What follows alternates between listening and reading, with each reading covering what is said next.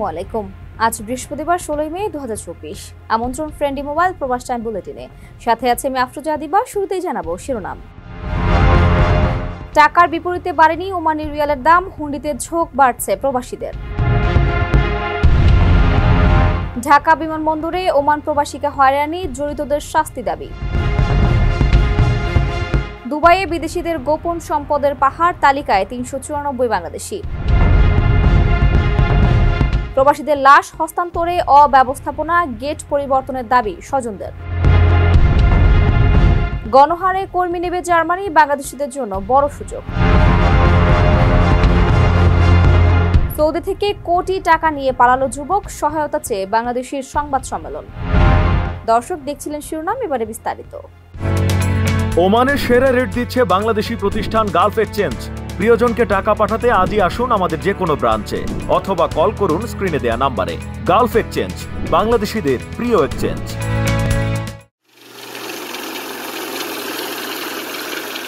টাকার বিপরীতে ডলারের দাম বাড়িয়ে 117 টাকা নির্ধারণ করা হলেও এখনো বাড়েনি ওমানি রিয়ালের দাম। গত সপ্তাহে বাংলাদেশ ব্যাংকের বৈদেশিক মুদ্রানীতি বিভাগ এক বিবৃতিতে টাকার বিপরীতে ডলারের দাম বাড়িয়ে 117 টাকা নির্ধারণের খবর জানায়। তবে সেই আলোকে রিয়ালের দাম এখনো বাড়েনি। ওমানের রিয়ালের বিপরীতে সর্বোচ্চ দাম দেওয়া এক্সচেঞ্জ কোম্পানিতে বৃহস্পতিবার এক রিয়ালের বিপরীতে পাওয়া গেছে 303.75 টাকা। 10 দিন বা 1 মাস আগেও একই দাম পাওয়া যেত। ক্রোলিং পেগ পদ্ধতির মাধ্যমে মার্কিন ডলারের ক্রয় ও বিক্রয়ের এক্সচেঞ্জ রেট চালুর সিদ্ধান্ত ঘোষণা পেরোলেও ওমান প্রবাসীরা এখনও তার সুফল ভোগ করতে পারছেন না। আর রিয়ালের ন্যায্য মূল্য না পেলে অবৈধ চ্যানেলে বা হুন্ডির দিকে প্রবাসীদের ঝুঁকে পড়ার সম্ভাবনা রয়েছে। দেশীয় মুদ্রার সঙ্গে বৈদেশিক মুদ্রার বিনিময় হার সমন্বয় করতে ক্রুলিং পেগ পদ্ধতিতে মুদ্রার দরের সর্বোচ্চ এবং সর্বনিম্ন সীমা নির্ধারণ করা থাকে। ফলে খুব বেশি বাড়তে পারবে না, আবার কমতেও পারবে না। ওমানের রিয়ালের মতো বাড়েনি কুয়েতি দিনারের দামও। চলতি বছরের মার্চ মাসের শুরুতেও যেখানে টাকার বিপরীতে বাংলাদেশ সরকার নির্ধারিত ডলারের দাম ছিল 109 থেকে 110 টাকা, সে সময় কুয়েত প্রবাসীরা 1 দিনারের বিপরীতে রেমিটেন্স পাঠাতে পারত 400 টাকার মতো। বর্তমানে ডলারের দাম 117 টাকা হলেও দিনারের বিপরীতে পাচ্ছেন প্রায় 380 টাকা। এতে কুয়েত প্রবাসীরা আর্থিকভাবে ক্ষতিগ্রস্ত হচ্ছে বলে মনে করেন সংশ্লিষ্টরা।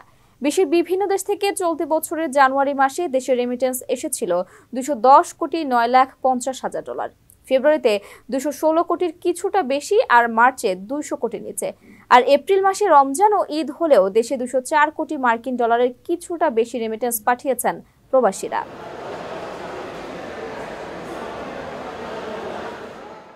কারো কাছে স্বপ্ন পূরণ, কারো আনন্দের উপলক্ষ, আবার কারো জীবন পাল্টে দেওয়ার মুহূর্ত, কখনো জীবন বাঁচাতে সর্বোচ্চ গতিতে উড়ে চলা, কারো আবেগের শেষ মুহূর্ত, আপনজনের শেষ বিদায়ে শামিল হওয়া। এমন সব ইচ্ছে পূরণে সর্বনিম্ন ভাড়ায় দ্রুত গতির বাহন প্রবাসীর হেলিকপ্টার। আপনার প্রয়োজনে যোগাযোগ করুন আমাদের হটলাইনে।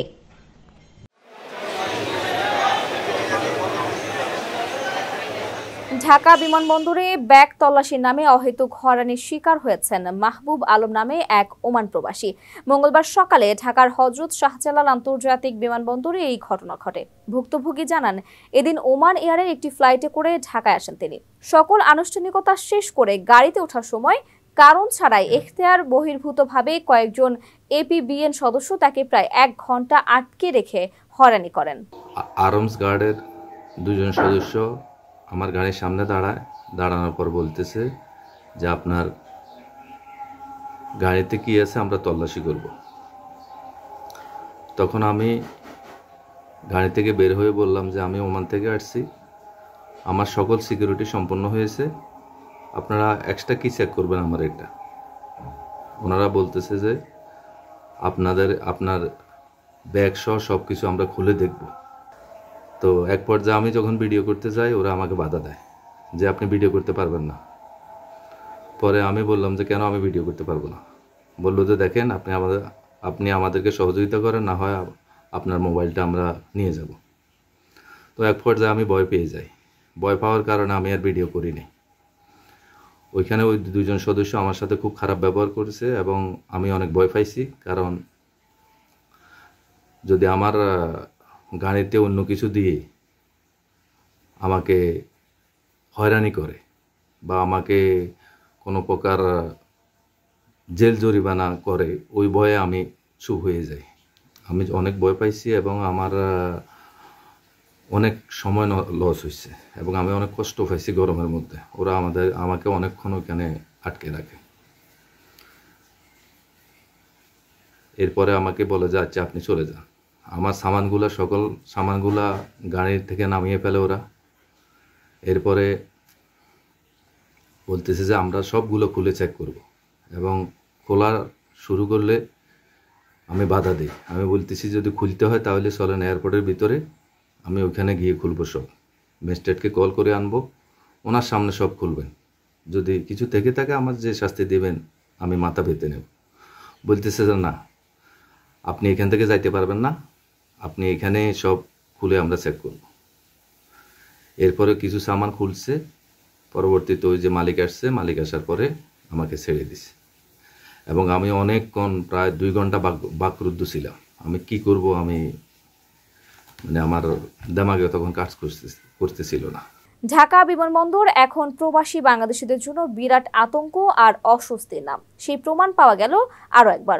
অথচ সুনির্দিষ্টভাবে কোনো যাত্রীর বিরুদ্ধে গোয়েন্দা তথ্য না থাকলে অথবা সাজাপ্রাপ্ত বা ওয়ারেন্টভুক্ত আসামি, জঙ্গি সন্ত্রাসী বা দেশের জন্য ক্ষতিকর না হলে ইমিগ্রেশন বা অন্য কোথাও কোনো যাত্রীকে অপ্রাসঙ্গিক, অসম্মানজনক, এখতিয়ার বহির্ভূত প্রশ্ন করার সুযোগ নেই। এসব আইন কাগজে কলমে থাকলেও নেই যথাযথ বাস্তবায়ন। সাম্প্রতিক সময়ে জাতীয় সংসদ সহ বিভিন্ন মহলে বিমানবন্দরে হয়রানি বন্ধের জোরালো দাবি উঠছে। সংশ্লিষ্টরা বলছেন, বৈধ পথে রেমিটেন্সের প্রবাহ বাড়াতে প্রবাসীদের সঠিক মূল্যায়ন এবং সম্মান প্রদর্শনের বিকল্প নেই। এক্ষেত্রে বিমানবন্দরে বিদ্যমান এই ধরনের বিড়ম্বনা বন্ধ করাটা সবচেয়ে বেশি জরুরি।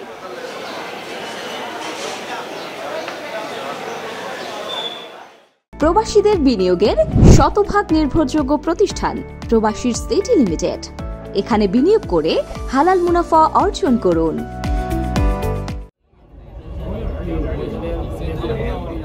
দুবাইয়ে গোপন সম্পদের বিষয়ে ফাঁস হওয়া তথ্যে কয়েকশো বাংলাদেশিরও পরিসংখ্যান পাওয়া গেছে। OCCRPর তথ্য বলছে, আকাশচুম্বী অট্টালিকার এই শহরে গোপনে সম্পদ গড়েছেন অন্তত 394 জন বাংলাদেশি। শহরটিতে এই বাংলাদেশিদের মালিকানায় রয়েছে 641টি সম্পত্তি। বাংলাদেশিদের মালিকানায় থাকা এসব সম্পত্তির মূল্য $22,53,00,000 বা 2,636 কোটি টাকারও বেশি। সম্পত্তির মালিকের তালিকায় রয়েছেন বিভিন্ন দেশের বড় ব্যবসায়ী ও প্রভাবশালী রাজনৈতিক ব্যক্তিত্ব। এমনকি বৈশ্বিক নিষেধাজ্ঞায় থাকা ব্যক্তি, অর্থ পাচারকারী ও অপরাধীরাও সেখানে বিপুল সম্পদের মালিক। দুবাই আনলক শীর্ষক একটি বৈশ্বিক অনুসন্ধানী সাংবাদিকতা প্রকল্প মঙ্গলবার এ তালিকা প্রকাশ করেছে। এতে ভারতের ধনকুবের মুকেশ আম্বানির পাশাপাশি রয়েছেন পাকিস্তানের প্রেসিডেন্ট আসিফ আলী জারদারির পরিবারের সদস্যরা। তালিকায় দেখা গেছে, দুবাইয়ের সবচেয়ে বেশি সম্পদ রয়েছে ভারতীয়দের। সেখানে 35,000 প্রপার্টির মালিক, 29,700 ভারতীয়। এই তালিকায় দ্বিতীয় স্থানে রয়েছেন পাকিস্তানিরা। দেশটির 17,000 নাগরিকের দুবাইয়ে 23,000 প্রপার্টি রয়েছে। এর মূল্য $1,250 কোটি। বাংলাদেশি নাগরিকদের নাম পরিচয় প্রকাশ করা হয়নি। তবে সংবাদে যে মানচিত্র প্রকাশ করা হয়েছে তাতে বাংলাদেশিদের সংখ্যা, সম্পদের পরিমাণ ও দাম রয়েছে। তাদের নিয়ে পৃথক অনুসন্ধানী প্রতিবেদন প্রকাশ করতে পারে একটি আন্তর্জাতিক সংবাদ মাধ্যম। দুবাই আনলক শীর্ষক এ অনুসন্ধানী সাংবাদিকতা প্রকল্পের সমন্বয় করেছে organised crime and corporation reporting project OCCRP ও নরওয়ের সংবাদ মাধ্যম E24। এ প্রকল্পে অংশ নিয়েছে 58টি দেশের 74টি সংবাদ মাধ্যম।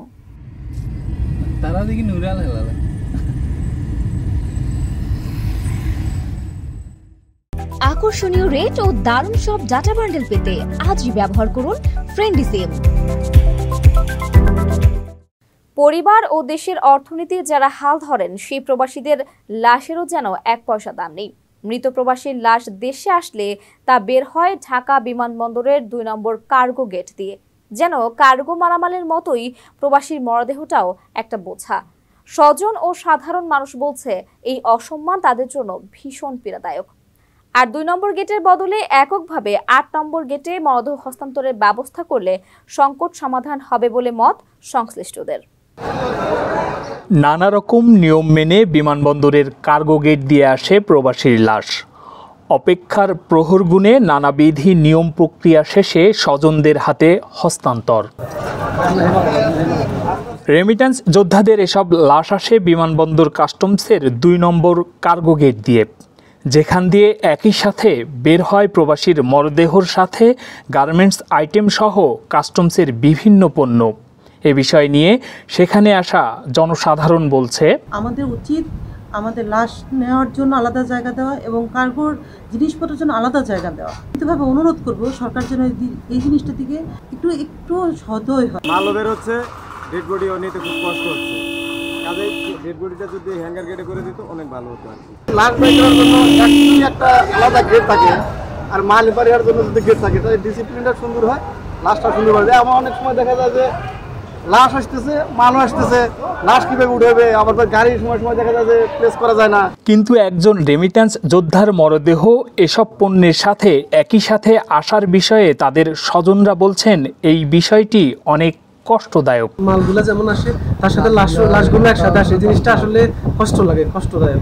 মর্মাহত এবং শোকাহত এই সব বিষয়, যে ওরা তো একটু ন্যূনতম একটা সম্মান পাবে, ঠিক আছে। বাংলাদেশে যারা এত পরিশ্রম করে এত কষ্ট করে এরা বাংলাদেশে এখন লাশ হয়ে আসে, সেটারও কোনো সম্মান নেই। প্রবাসীর মরদেহ হস্তান্তরের জায়গা যদি পরিবর্তন করে ৮ নম্বর গেটের পাশে আনা হয়, তবে ইম্পোর্ট কার্গোর মালামালের সাথে মরদেহ বের হবে না বলে মন্তব্য করেন প্রবাসী কল্যাণ ডেস্কের এই কর্মকর্তা। লাশটা যদি সার্বক্ষণিকভাবেই ৮ নম্বর গেট দিয়ে বেরোনো হয়, তাহলে কিন্তু এই লাগেজের সাথে বা ইম্পোর্ট কার্গোর যে মালামালের সাথে এটা বেরোবে না। সো এই কাজটা আমরা উপর থেকে কথা বলার চেষ্টা করছি এবং আশা করি যে এটা একটা ভালো সলিউশনে আমরা নিয়ে আসতে পারবো। অতি দ্রুত প্রবাসীর মৃতদেহ হস্তান্তরের জন্য ২ নম্বর কার্গো গেট থেকে জায়গাটি পরিবর্তন করে ৮ নম্বর গেটের পাশে স্থানান্তর করার জন্য বিমানবন্দর কর্তৃপক্ষের কাছে জোর দাবি জানিয়েছেন জনসাধারণ ও মৃতদেহ গ্রহণ করতে আসা ভুক্তভোগী স্বজনরা। শাহজালাল আন্তর্জাতিক বিমানবন্দর থেকে এইসে মামুন, প্রবাস টাইম, ঢাকা।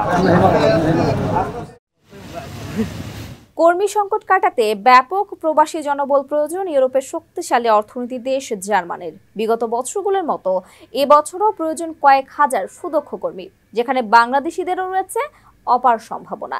জার্মানির ক্ষুদ্র, মাঝারি ও ভারী শিল্প প্রতিষ্ঠানের নানা পদে প্রয়োজন কারিগরি বিষয়ে অভিজ্ঞ জনবল। এমন পরিস্থিতিতে দেশটির শিল্প কারখানায় মেড ইন জার্মানির মান ও উৎপাদন ক্ষমতা ধরে রাখতে দেশটির প্রতিষ্ঠানগুলোকে বিদেশি জনবল নিয়োগের দিকে মনোযোগ দেওয়ার আহ্বান জার্মান চ্যান্সেলর ওলাফ শলজের। বুধবার রাজধানী বার্লিনে German chamber of commerce and industry আয়োজিত এক সভায় প্রধান অতিথির বক্তব্যে তিনি এই আহ্বান জানান। ওলাফ শলজ বলেন, সারা বিশ্বের শ্রম ও দক্ষ শ্রমিকের বাজার হিসেবে জার্মানি বেশ আকর্ষণীয়। শিল্পকে মজবুত করতে হলে বিদেশি দক্ষ জনবল আনা ছাড়া কোনো বিকল্প নেই। এ সময় বিদেশি কর্মীদের জন্য জার্মান প্রতিষ্ঠানগুলোকে নিয়োগ প্রক্রিয়া আরও দ্রুত ও সহজ করার পাশাপাশি কর্মীদের আবাসন সুবিধা নিশ্চিত করা সহ সকল বিষয়ে দেশের ডিজিটাল পদ্ধতি অনুসরণের আহ্বান জানান। জার্মান চ্যান্সেলরের এমন আহ্বানে বাংলাদেশের দক্ষ কর্মীদের নতুন কাজের সম্ভাবনা দেখছেন অভিবাসন বিশেষজ্ঞরা। তবে সেক্ষেত্রে সবার আগে জার্মান ভাষা শিক্ষা ও দালালদের খপ্পরে না পড়ে সঠিক নিয়মে জার্মান সরকারের নিয়ম অনুসরণের পরামর্শ তাদের।